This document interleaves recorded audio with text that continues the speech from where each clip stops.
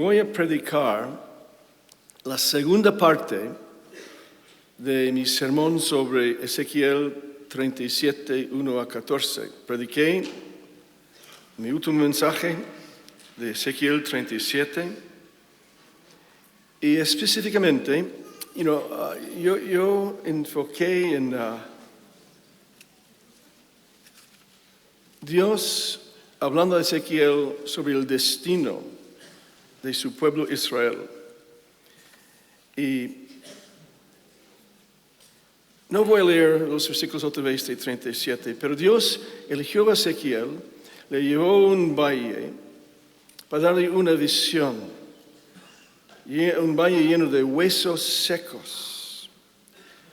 Ezequiel profetizó durante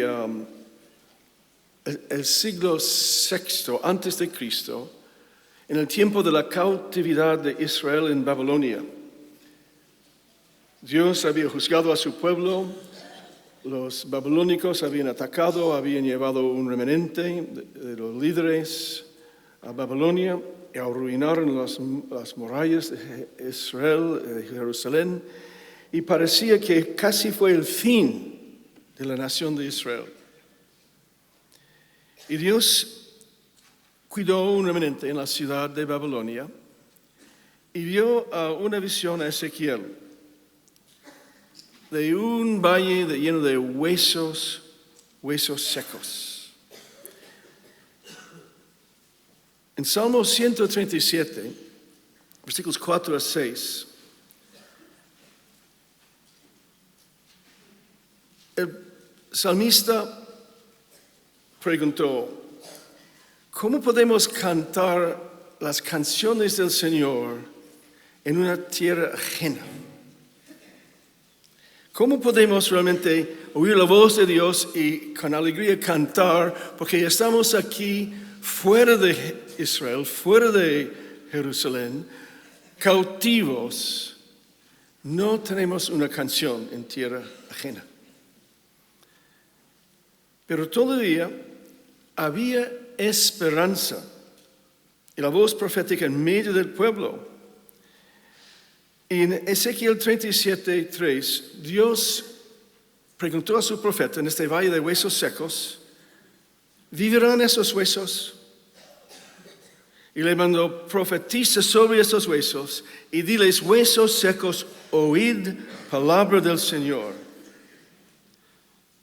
Los huesos secos del cuerpo de Cristo, el pueblo de Dios, ¿pueden vivir hoy en día?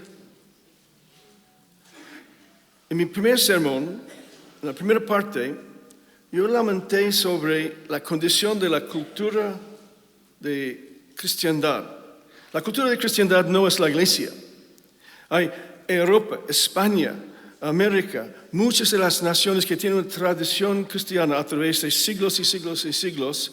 Muchas de sus costumbres y su comportamiento refleja la influencia de la iglesia y Cristo en miembros de la sociedad. No toda la sociedad es cristiana, pero España por siglos y siglos y siglos ha sido un reino cristiano, entre comillas. Gran Bretaña, Alemania, Italia, América, Latinoamérica.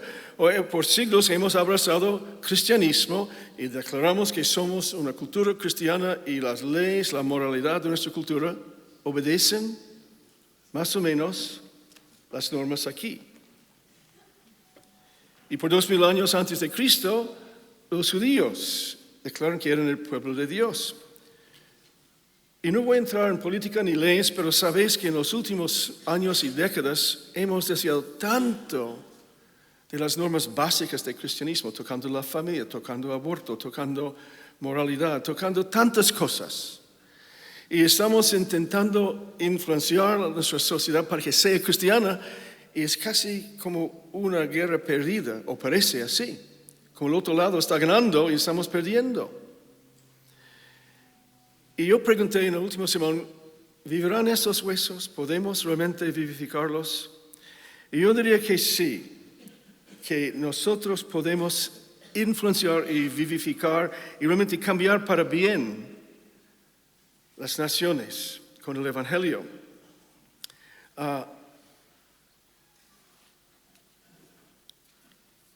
Pregunto,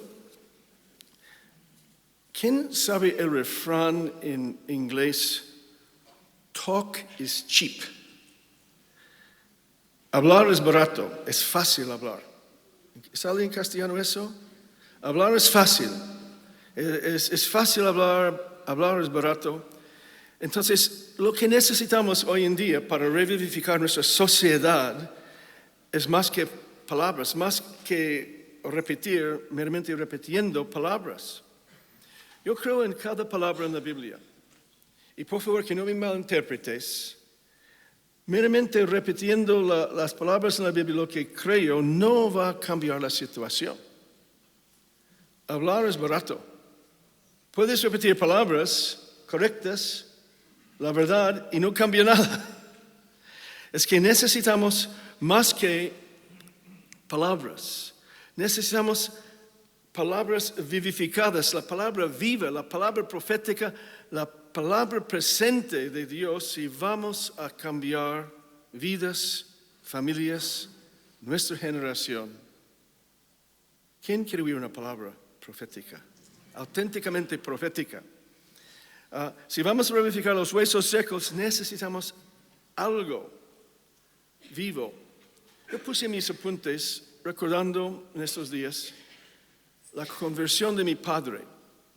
Yo soy judío de trasfondo y pocos años después de llegar a España, mi padre tenía su cuarto infarto en California. Yo tuve que volar a California, dejé a María y los niños aquí en Madrid y volé a California para estar con mi padre en el hospital. Y yo por 15 años había testificado a mi padre de Cristo y no se convirtió. Era cortés, escuchó, pero era judío y él tenía sus creencias y él no creía en Jesús. Pero ya con su cuarto infarto, estaba en el hospital, semiconsciente, no podía hablar, no sabíamos si realmente podía entender lo que estábamos diciendo. Y yo por 15 años había hablado francamente a mi padre de Cristo. Y el tercer día, cuando mi familia judía no estaba en el cuarto, yo estaba ahí solo con él, le dije, papá, he hablado contigo de Cristo por muchos años, pero nunca me has escuchado. ¿Puedo contarte una vez más la historia de Cristo? Y él no dijo nada porque no podía hablar. Y no sabía si me entendía. Entonces comencé a dar mi testimonio otra vez. Y hablé de Cristo en una manera para que un hombre judío de su edad, creciendo en la sinagoga, podía entender. Después de contar toda la historia básica y darle mi testimonio en Harvard y la visión y mi experiencia con la muerte y Dios salvándome al lado de MIT y Harvard en el río Carlos, dije, papá, ¿quieres dar tu vida a Cristo? ¿Quieres orar conmigo? Y no dijo nada. Entonces entregué su vida a Cristo, oré una oración de entrega para él y él abrió su boca y dijo, yo lo creo todo. 15 años dando la palabra, pero finalmente cuando una palabra ungida en el momento correcto, dio vida. Y mi padre nació de nuevo y por los próximos 2-3 años, él y yo comunicamos y él era un hijo de Dios. Y la última vez que estuve con él en California, le dije, papá, ¿todavía crees en Jesús? Y él es la única esperanza que tengo. Y dices, no tengo otra esperanza. Entonces, talk is cheap. Hablar es barato, es fácil hablar. Pero una palabra apacible y ungida de Dios puede cambiar un corazón, puede cambiar una nación. Es que lo que nos falta es una palabra que realmente penetra y da vida. Eso es lo que busco. Y bueno, y la pregunta que tengo es eso, ¿dónde está el poder para dar vida a los huesos secos del pueblo de Dios en el siglo XXI? ¿Dónde está? ¿Dónde está el poder para dar vida a los huesos secos? Bueno, está en su palabra, está en la voz profética. Y lo que quiero enfatizar hoy, que está en intimidad con Dios, en nuestra intimidad con Dios y su intimidad con nosotros. ¿Quién me envió los pastores Betel un correo, un mensaje por correos? ¿Qué pastor envió a todos los pastores un resumen de los mensajes? Fernando, sí. Y Fernando, ¿cómo terminó tu mensaje? Hablaste de la voz apacible de Dios. ¿Tú robaste mis apuntes? ¿Cómo sabías? Hay un complot aquí, porque Oscar, Juan Carlos, tengo que guardar en un cajón mis sermones antes. ¿Cómo sabías eso? Y él envió todos esta mañana, tenemos que oír la voz apacible de Dios. Y tengo la prueba aquí si no me crees. Aleluya. Y bueno, todos saben la historia de Elías el profeta y el rey Acab y Jezabel, ¿no?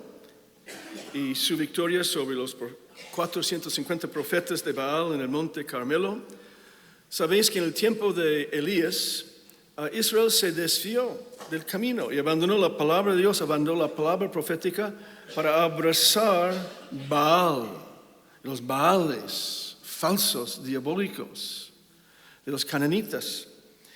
Y el profeta Elías dijo a Acab y Jezabel: tenéis que juntar todos los profetas Baal en el monte Carmelo y vamos a hacer una prueba, una competencia entre la voz de Dios y la voz de Baal, entre el Dios vivo y los demonios de Baal.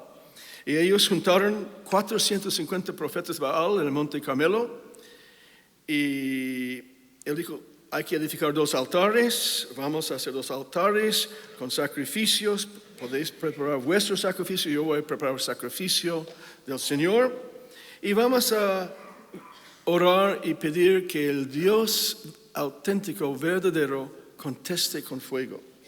Y el que conteste es Dios, y el que no conteste no es Dios.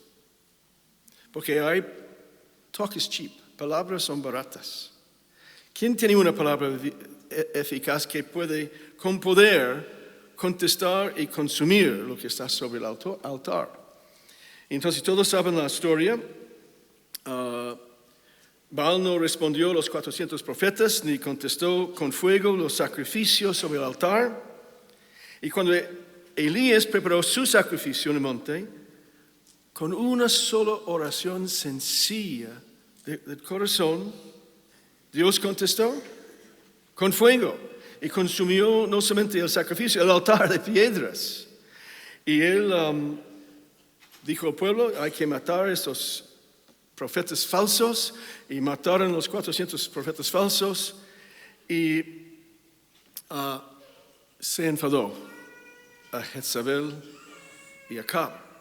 Y Dios había dado una sequía a Israel en aquel tiempo y él contestó dando una gran lluvia y terminó con la sequía. Y Elías, él corrió a Jezreel al lado del carro de Acab y corrió más rápido que Acab, pero llegando, de repente él cayó en una depresión y se escondió en una cueva. ¿Recordáis la historia? Ok. A pesar de la gran victoria, a pesar de haber recibido una contestación profética, señales, prodigios y el enemigo totalmente destruido, él cayó en una depresión y se escondió en una cueva. En 1 Reyes 19:11, en la cueva, sintiéndose triste y abandonado, después de una gran victoria, no puedo comprenderlo. Es difícil comprender la mente humana. A veces en cuando, ¿quién ha experimentado depresión aquí una vez en la vida? Pocos. ¿Quién ha sido a veces en cuando triste? Sí. ¿Y cuántos se sienten que no saben qué hacer o lo que deben hacer después de haber sabido todo? Sucede a veces en cuando. Yo estaba sentado aquí y yo no podía ni discernir lo que mis apuntes dicen hace 15 minutos. Y dije, Jonathan, tengo dificultad con este sermón.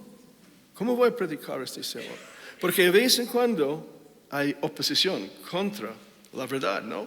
Entonces él está en la cueva, después de una gran victoria, manifestaciones de poder sobrenatural, y él oyó la voz de Dios decir, sal fuera. Y él salió fuera y había un gran terremoto, pero Dios no estaba en el terremoto. Él vio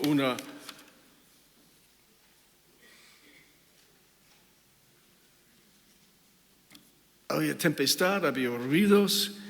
Dios no estaba en todas las manifestaciones físicas de la naturaleza, pero él oyó una voz suave y apacible. ¿Y dónde estaba Dios en aquel momento? En la voz suave y apacible. Y bueno, en 1 Reyes 19:11, Dios dijo, sal fuera de la cueva, ponte en la tempestad, ponte en el monte del Señor. Y he aquí el Señor pasaba, y un gran poderoso viento que rompía los montes y quebraba las peñas delante del Señor. El Señor no estaba en el viento, y tras el viento un terremoto, pero el Señor no estaba en el terremoto, y tras el terremoto un fuego, pero el Señor no estaba en el fuego, y tras el fuego un silbo apacible y delicado. ¿Dónde está Dios hoy para nosotros? Estáis muy quietos esta mañana, escuchando, ¿verdad? Pero ¿dónde está Dios esta mañana? Está aquí. Está hablando en nuestros corazones en este momento. Yo puedo sentir un peso de gloria en mi ser, en mis manos, en mis pies, en mi corazón. Puedo sentir que Dios está aquí en medio de nosotros en el silencio delicado de Betel. Oímos una profecía esta mañana de la congregación. Yo oí la voz de Dios en esta voz levantada por fe. Oí la palabra de Dios en la alabanza esta mañana. Yo sentí la presencia, la voz de Dios en la comunión esta mañana, tomando el pan y el vino. Es más que un rito muerto. Dios estuvo y está en medio de nosotros si somos sensibles a su voz apacible. Y eso es lo que va a salvar este mundo, la voz de Dios entre nosotros.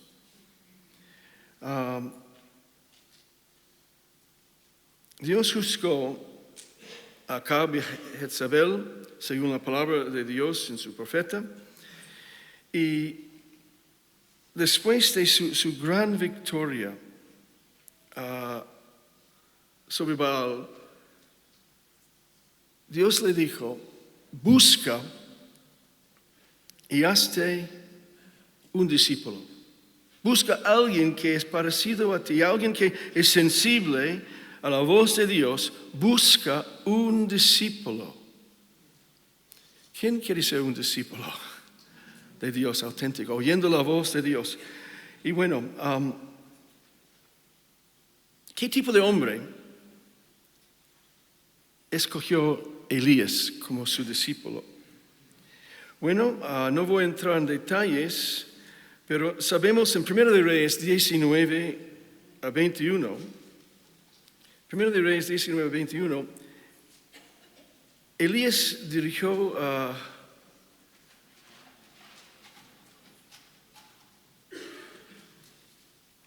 llamó a un jovencito, se llama Eliseo, y no eligió a un hombre educado, sino un campesino.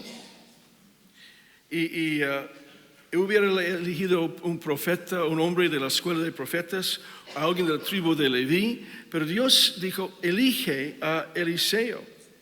Y él le encontró en el campo, arando la tierra, Dice, era un campesino, no era un hombre rico, tenía 12 yuntas de bueyes, 12 tractores en aquel entonces, mucha tierra, pero no era un hombre de los levitas, no era un profeta de la escuela de profetas, pero un campesino, un tipo de betelito de su siglo.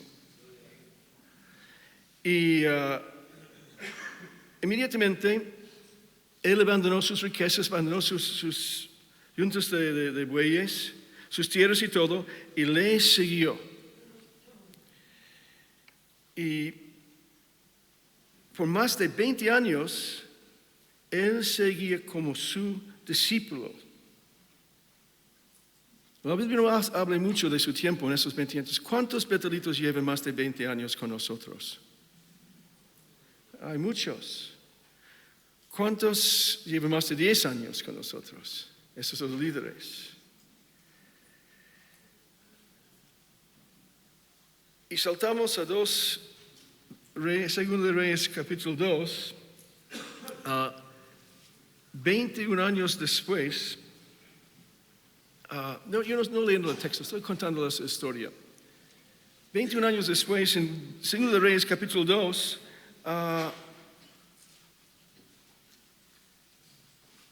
Eliseo se acercó a Elías, este gran profeta, le había seguido por 2 décadas, y le pidió una doble porción de su poder. Quería después de 2 décadas, Señor, yo quiero doble de lo que tú tienes.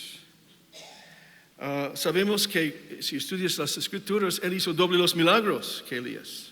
Hizo doble. Un campesino, siguiendo a un profeta. Y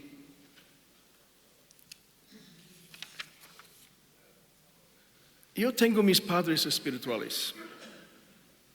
Y todos conocen a algunos de ellos. Les honro. He pedido una doble porción de sus mantos. Señor Worley, él predicó aquí por muchos años. Costa Dare estuvo aquí con nosotros, ¿no? ¿Recordáis Costa Dare? Pablo Johansson, Pablo Anderson, Wayne Myers, tiene 97 años todavía predicando. El padre de Rebecca Jacobs. C.T. Studd, Norman Grubb. No conocía a C.T. Studd personalmente, pero Norman Grubb. Él impuso sus manos sobre los betelitos en Bethel de Nueva York con 98 años de edad, pidiendo la unción de C.T. Studd para nosotros.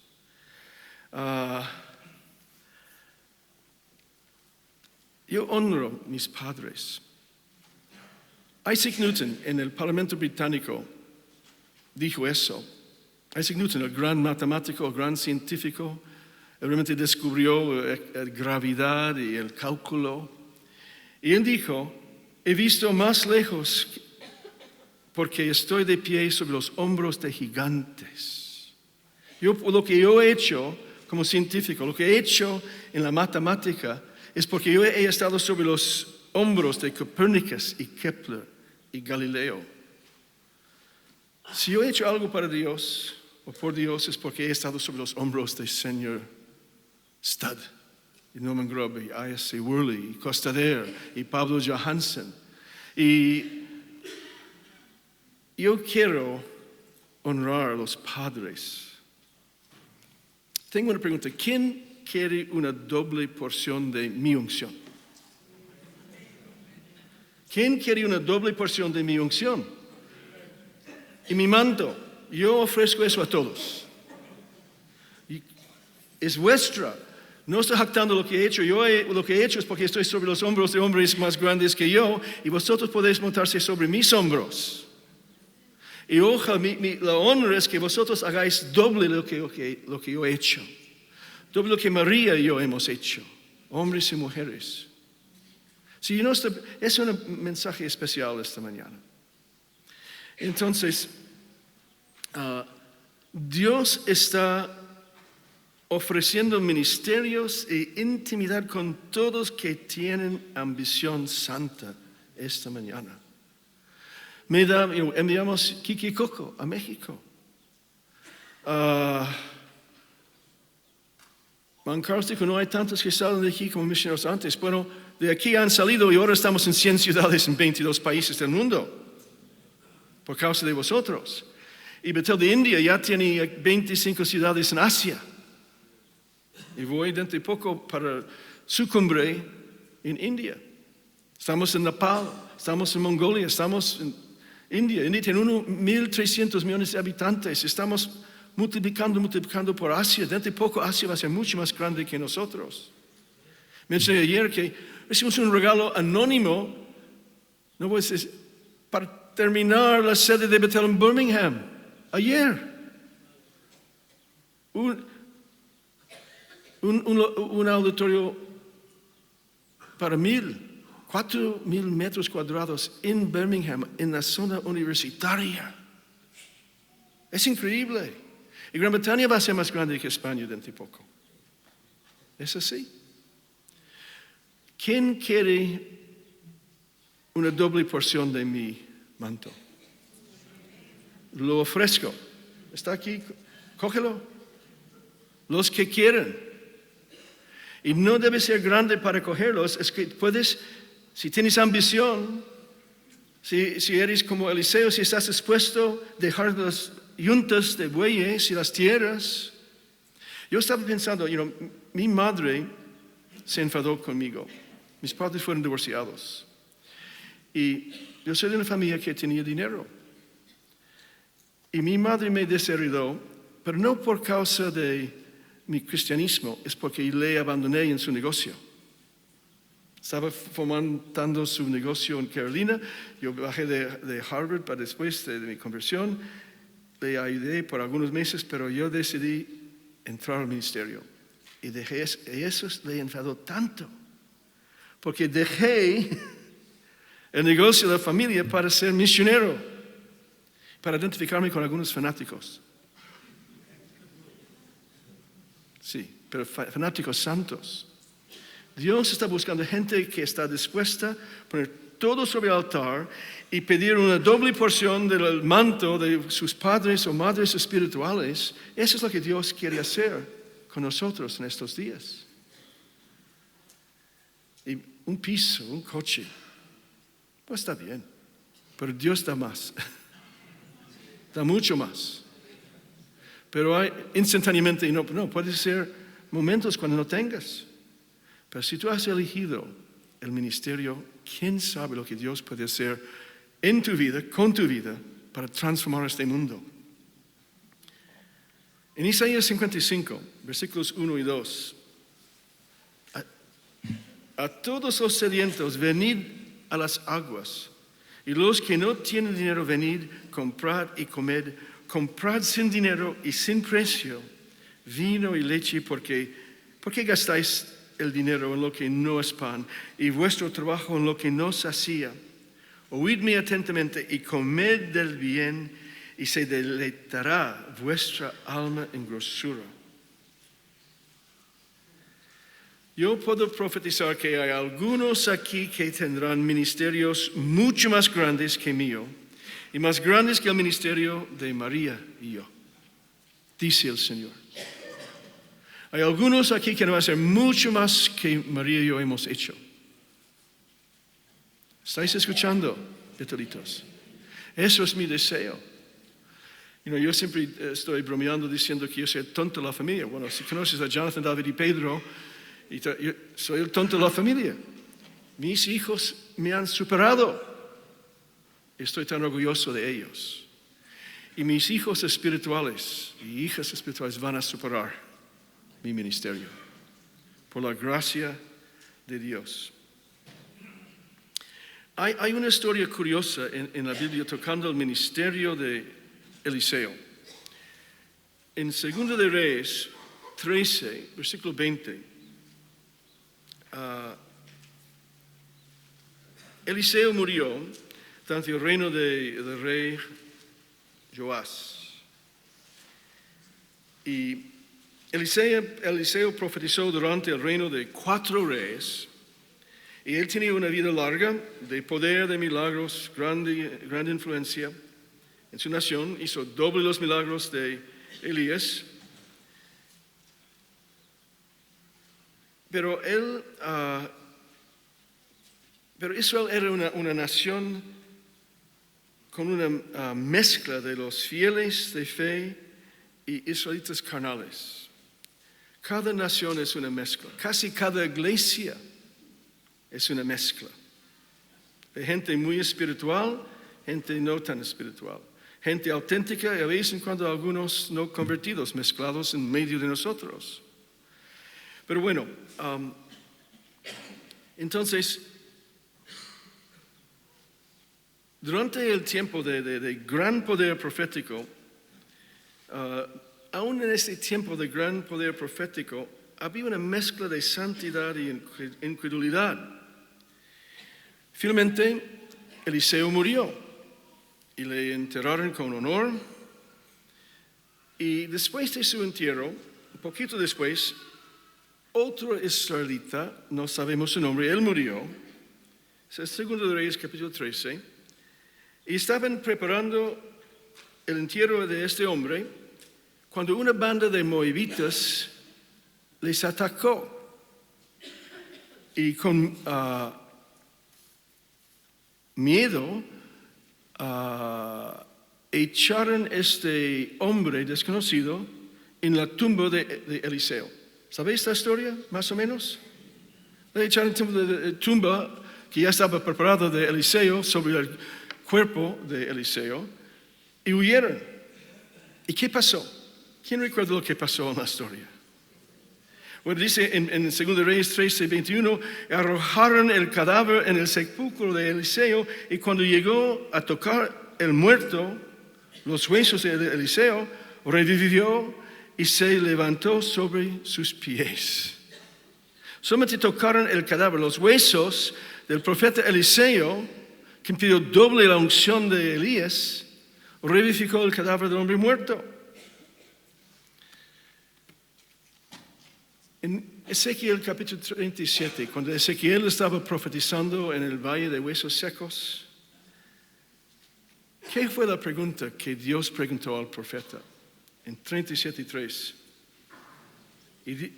Hijo de hombre, ¿vivirán estos huesos? Hijo de hombre, betelitas, ¿vivirán estos huesos de España, de Europa, de América, de Latinoamérica, de la iglesia carnal hoy en día? ¿Dios puede revivificar los huesos de su iglesia? Si los huesos secos tocan aún los huesos de un profeta auténtico, da vida. Las palabras que tenemos, la fe que tenemos puede dar vida a los huesos secos en nuestra generación. Y bueno, la pregunta fue, hijo de hombre, ¿vivirán esos huesos? Y la respuesta, ¿recordáis las instrucciones que Dios dio a Ezequiel? Profetiza sobre los huesos, diles, huesos secos, oíd palabra del Señor. Ezequiel profetizó sobre los huesos y el Espíritu de Dios entró en los huesos secos y fueron completamente restaurados con vida.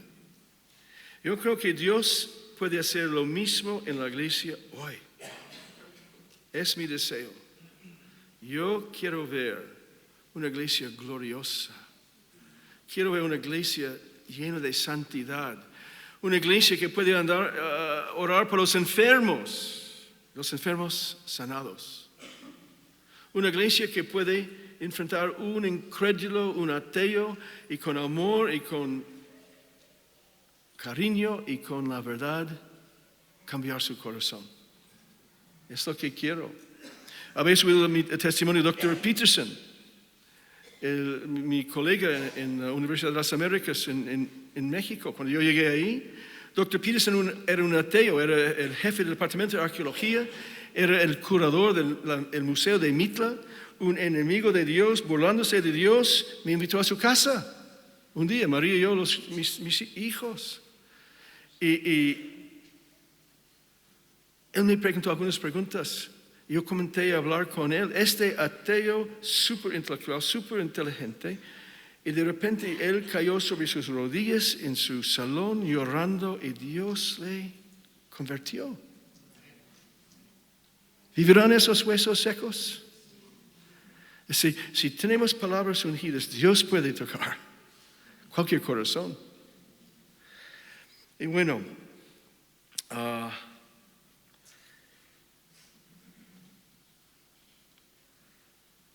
entonces, yo creo la palabra de Dios. Yo creo cada palabra de la Biblia cuando está interpretado correctamente. Y yo he arriesgado mi vida y todo porque soy y tengo confianza en la verdad de la Biblia, en la verdad del Evangelio. Y también creo en la resurrección de los muertos, en la vida de Cristo, y creo en recompensa para todo lo que hemos hecho por el Señor. Si hay el trono blanco de Dios, donde todos tienen que presentarse, cada ser de la humanidad, y si tu nombre no está en el libro de vida, no tendrás vida eterna. Pero después del trono blanco de Dios hay el tribunal de Cristo, y cada cristiano va a recibir, porque ya es salvo, lo que han hecho por Dios en esta vida. Y yo estoy dispuesto a arriesgar todo lo que tengo, todo lo que soy, para que pueda dar una buena respuesta delante del tribunal de Cristo. Es donde Él va a repartir coronas y los premios para los que han pedido una doble porción y han servido con todo su ser, todo su corazón. ¿Queréis dar buena cuenta delante del tribunal de Cristo? Eso es lo que yo he puesto todo sobre el altar, porque yo confío en Cristo, su vida, su muerte y su resurrección, y recompensas eternas en el tribunal de Cristo. Eso es así. Y bueno,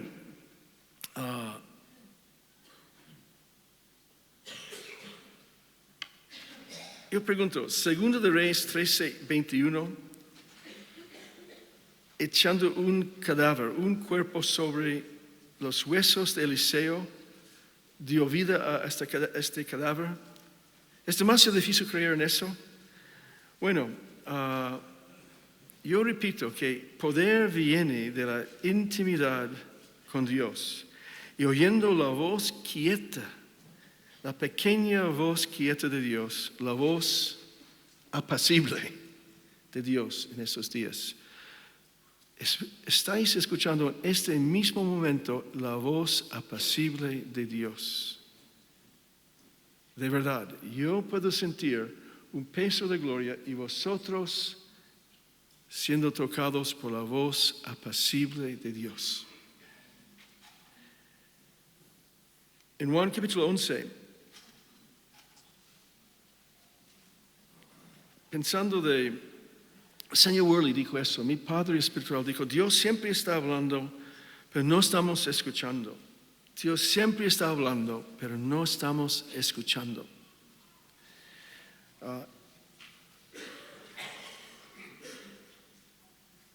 En Juan capítulo 11, versículo 21, Jesús se acercó a la casa de María y Marta y Lázaro. Y Marta, cuando Lázaro esperaba 4 días, esperó 4 días antes de visitar la casa de Lázaro. Y cuando llegó Lázaro ya estaba muerto, enterrado. Y Marta le enfrentó y dijo a Jesús, si hubieras estado aquí, mi hermano no habría muerto. Señor, si tú hubieras llegado a tiempo, 4 días antes, le hubieras sanado como has sanado tantos miles de personas. Pero no estabas aquí, Señor. Si hubieras estado aquí, mi hermano no habría muerto. En versículo 23, 11:23, Jesús le dijo, tu hermano resucitará. Y Marta le dijo, yo sé que resucitará en la resurrección en los postreros días. Y le dijo Jesús, yo soy la resurrección y la vida. Y el que cree en mí, aunque esté muerto, vivirá. Y todo aquel que vive y cree en mí no morirá eternamente. ¿Crees esto? Y ella respondió, Marta dijo, sí, Señor, yo he creído que tú eres el Cristo, el Hijo de Dios, que has venido al mundo. ¿Vivirán esos huesos? Es lo que Dios preguntó a Ezequiel en el Valle de Muertos Secos. ¿Vivirá? ¿Dios puede salvar a España? Yo creo que sí. ¿Dios puede salvar a Colombia y México? ¿Dios puede salvar a Alemania, Gran Bretaña, India? ¿Dios puede salvar las naciones? Solamente si tocan los huesos del cuerpo de Cristo, si solamente tocan los que tienen fe, pueden vivir. Eso es lo que Dios quería hacer a través de nosotros. Y yo sé que aquí hay mujeres y hombres que van a hacer doble lo que yo he hecho en el ministerio. Lo que Carlos Bergmayer y McKinsey han hecho. Y Kent, Raúl Castro. Hay algunos aquí que van a superar todo lo que hemos hecho hasta este punto. Estoy confiando en eso. Entonces, para terminar, yo pregunto, ¿quién quiere una porción doble? Javi, sube aquí a la plataforma. ¿Y quién quiere una porción doble? ¿Y quién quiere ser parte de la compañía profética y la realeza de Dios?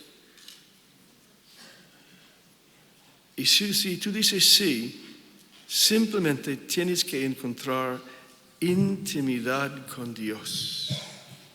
Simplemente tienes que desarrollar tu relación personal con Dios para que puedas oír la voz de Dios. Y puedes sentir el peso de gloria que Él da a todos que le aman adentro. Y no hay algo más importante, de más valor, que la unción de Dios. Vamos a ponernos de pie todos.